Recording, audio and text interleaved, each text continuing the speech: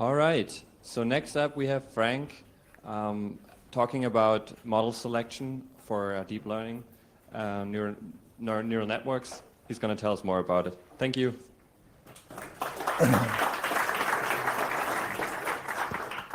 Thank you very much. Can you hear me okay? Yeah. Great. Well, it's really a pleasure to be here at FOSDEM again to talk about deep neural networks. This project, the software in this project, was written by my colleagues at Pivotal, now VMware, among other folks, but including Nikhil, Ekta, Orhan, and Domino. And we also work with University of California at San Diego, Professor Kumar, and his PhD student, Yuhao. So thanks to those folks up front. All of the software in this project is free and open source. There's no commercial or closed source software here at all, in the spirit of FOSDEM.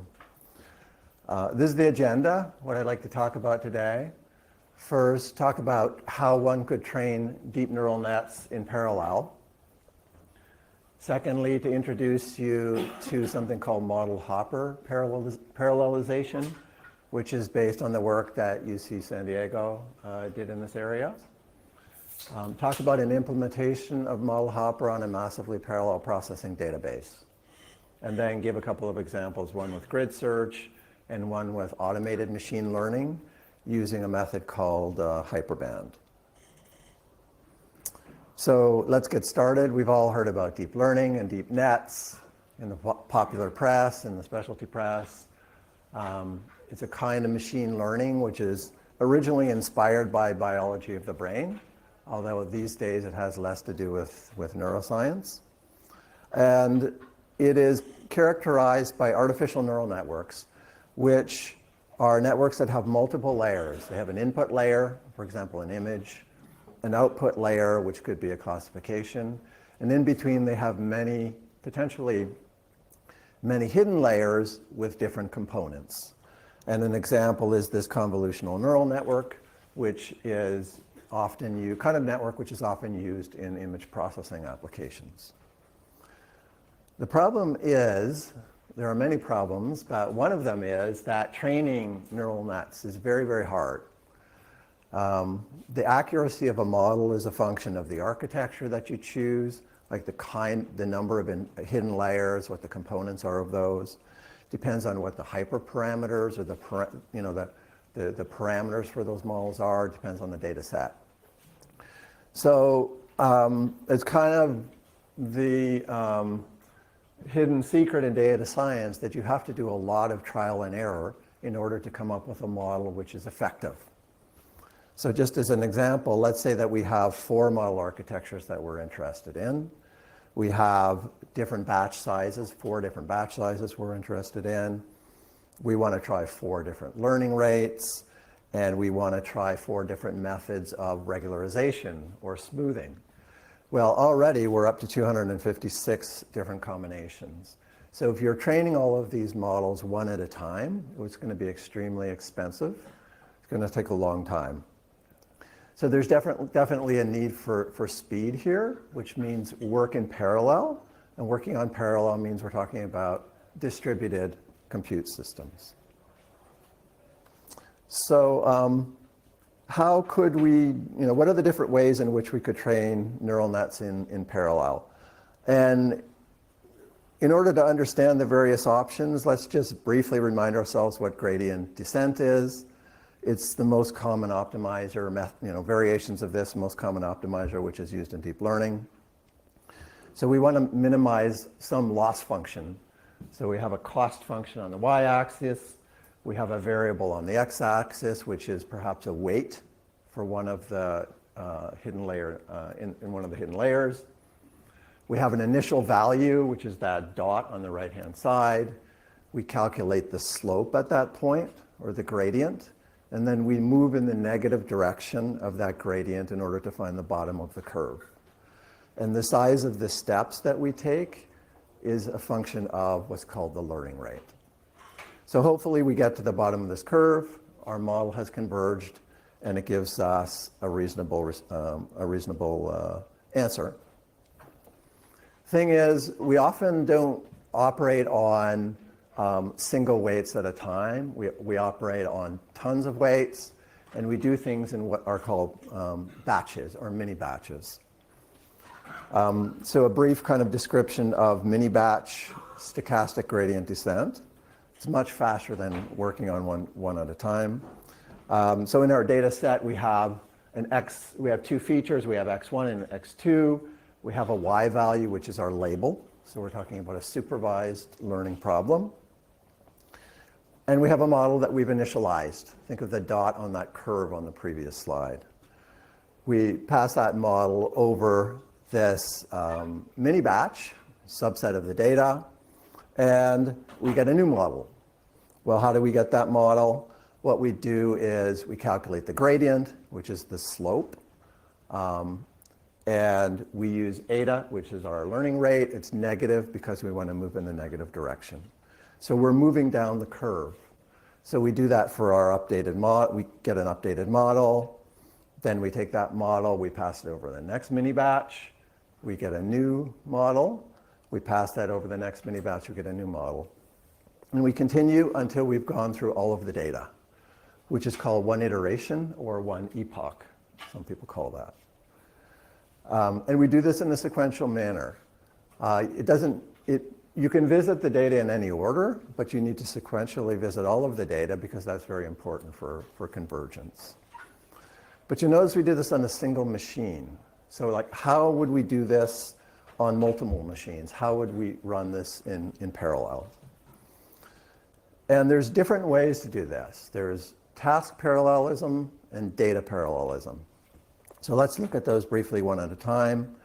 Task parallelism, now we want to train multiple models at a time because we've got a big cluster to work on. So what we do is we have a bunch of models we're interested in, say those 256 we looked at. We replicate our data on each machine. So you copy your data into each machine, and once you've done that, then here we have our data copied on each machine. We move one model to that machine, and then we do the steps we showed on the previous slide. We train that for multiple iterations, and we get a model. And that's fine. The problem with that is that it's very inefficient in terms of memory and storage because deep learning data sets are extremely large. So if you're copying them around, it takes a long time. They may also not fit in memory on a single machine, or they may not even fit on the disk. So we'd like to look at other options besides task parallelism. You could put it on a common file system as well. But then you end up with issues around network bandwidth as you're moving data from your file system to your workers. So let's talk about data parallelism. Data parallelism is a bit different now. We're going to train one model at a time. However, we're going to do it a little bit differently. So we've got our 256 models that we want to train. Instead of replicating our data, we partition our data. Some people call those shards. So you put some of your data on one machine, some of your data on another machine, et cetera, until you've sharded your data. And then what you want to do is figure out how you can train a model when your data is split up like that. And there's different methods to do that. We heard about one earlier this morning with Spark. So how can we do that? So we have a model. We're going to train one at a time. We put the rest of them in the queue. And we broadcast that model to each of our worker machines, right? Then we train that model on the data that is on that machine. And you could train it on all of the data on that machine, the whole partition. Or you could train it on a batch of it, part of it. And you get different kind of characteristics depending on how you do that. Once you have that model trained, then you send the updates back to some kind of master node, which updates a global model. Then you've done one iteration. And then you rebroadcast and repeat that. And once you've trained that model, the next one in the queue comes in and you train that one. So that's data parallelism. if you update your model just once after you've gone through all of your data in the partition, you get what's called bulk synchronous parallelism, or model averaging. And this can be very fast. However, it suffers from often poor convergence. The other thing you could do is you could update once per mini batch. So instead of going through all of your data, you go through a mini batch, then you send the updates to the master. And depending how you do that, you could do it in a synchronous way. You could do it in an asynchronous way. Whenever a worker is done, it sends results up. Or you could do it in a kind of decentralized way. So if you took the orange master out of the picture here, then you end up with a kind of MPI all reduce approach, right? And these have different pros and cons. Some of them work well. They do suffer from a high communication cost. So what could we do to get the best of both worlds? What could we do to get goodness from task parallelism, goodness from data parallelism? And the approach we've taken is something called model hopper parallelism. And model hopper parallelism is based on work which was done at San Diego, which we've implemented in this distributed database. So what is model hopper parallelism? The way you start this problem out is it's the same as the data parallel approach.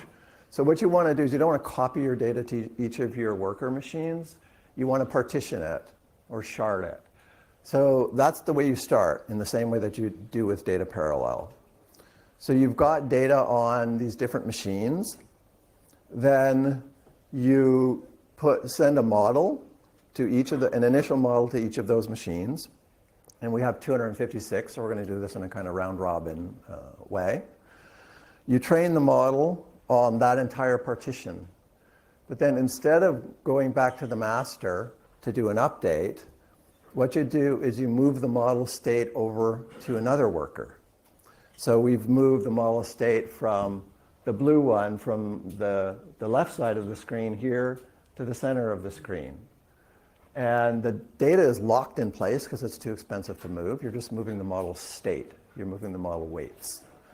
Then you do another iteration of training. So you train the data, you train the model on the data on the new partition, and then you do the same thing again. So the model that was in the middle, the green one, has now moved to the far right side of the screen, and you train there. And once you've done that over all of the workers, then you've actually completed one iteration of your data. So what we're doing is locking the data in place, no data motion, but moving model state, which is much smaller. So how does that work? Well, it performs pretty well. This is from the paper. The curve that we're looking here is, like before, a loss curve on the y-axis, and epoch, so number of passes over the data on the x-axis.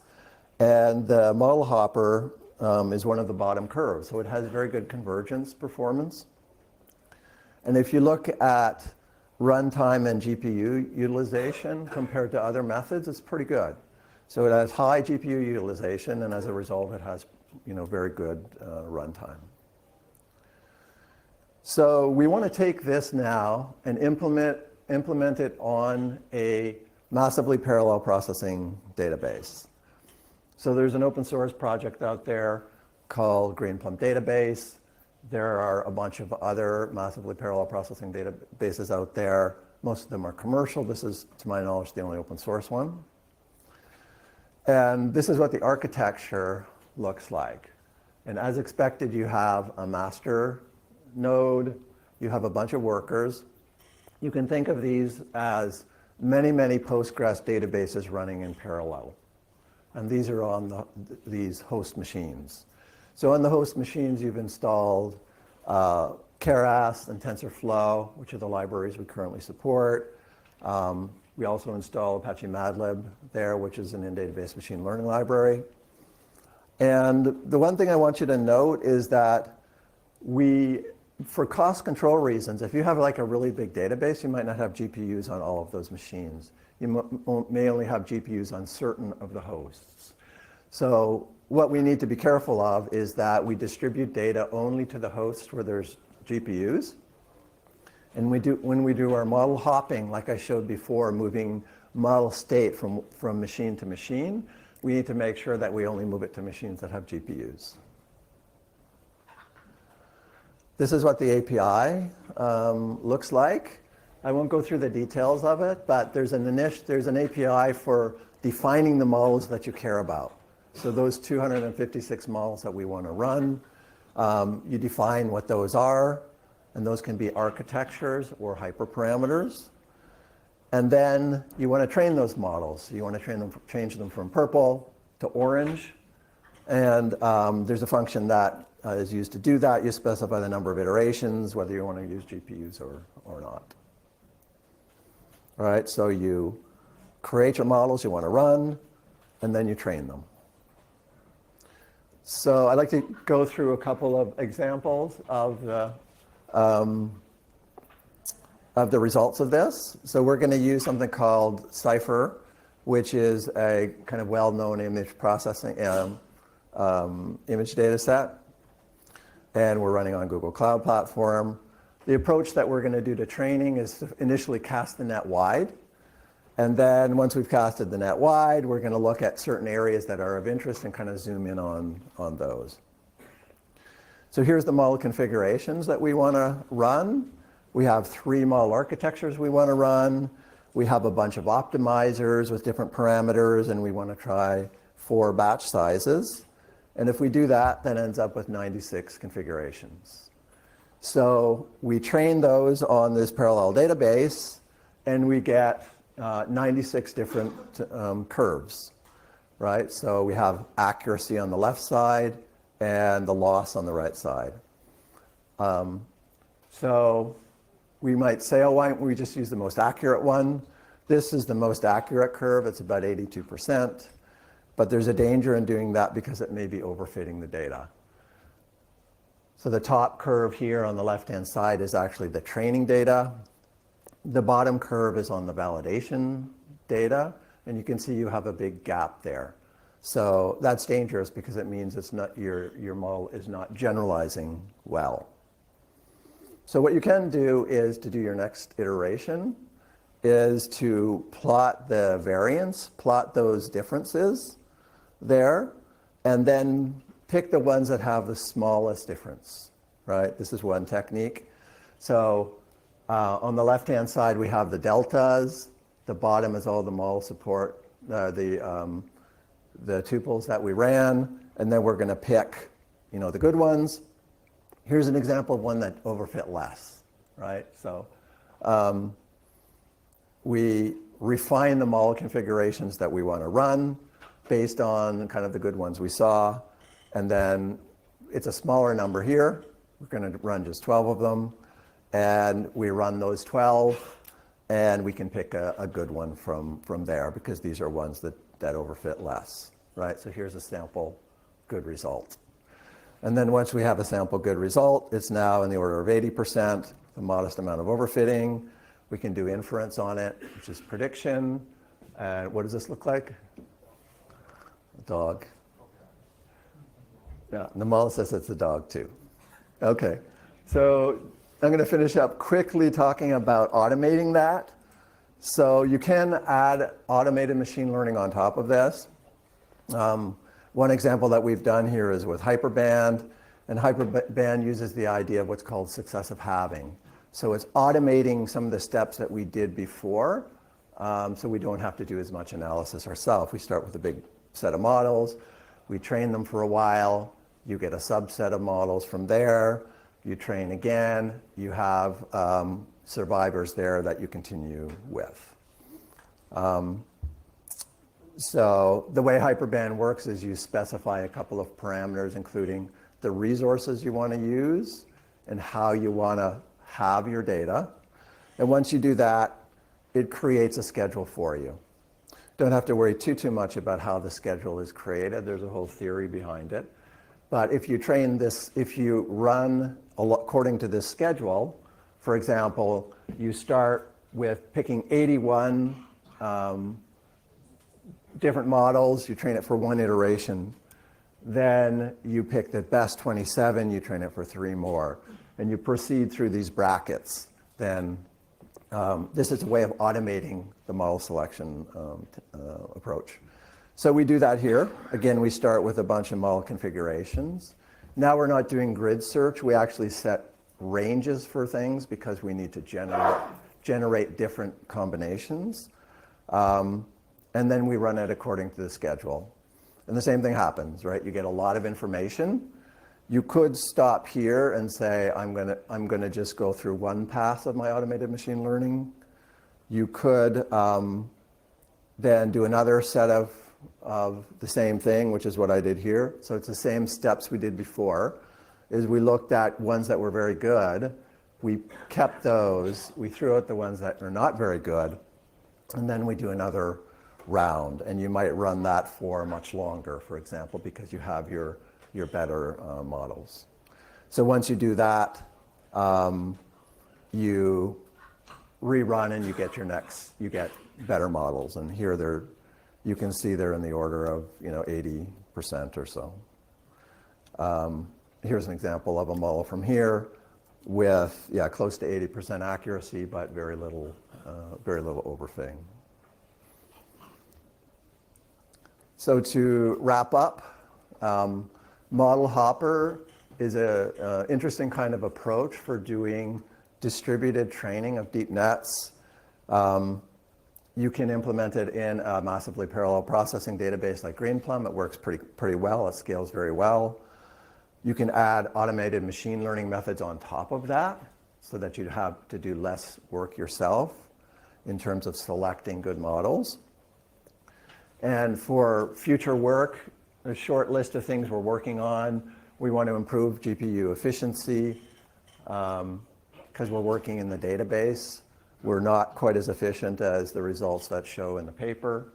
We want to add more automated machine learning methods and then add PyTorch support in addition to TensorFlow. There are some references, including some Jupyter workbooks to get started. Thank you for your attention.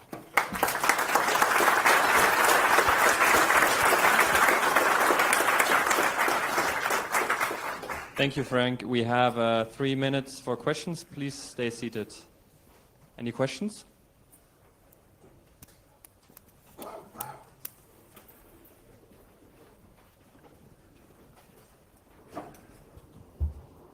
Hi. Thanks for the nice talk.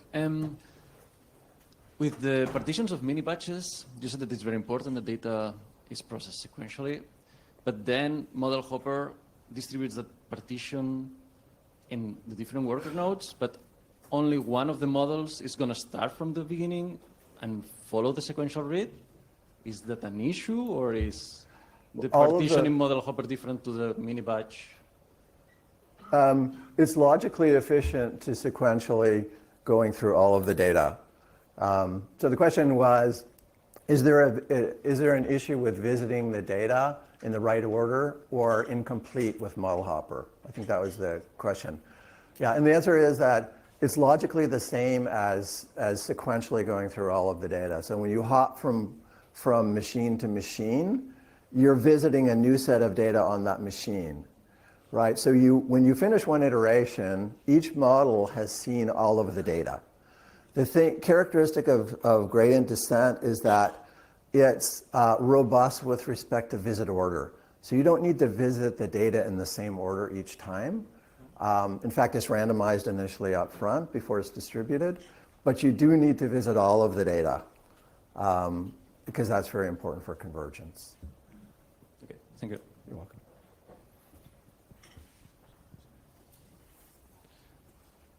One more quick question maybe, but we're almost running out of time. All right, then let's wrap it up. Thank you, Frank.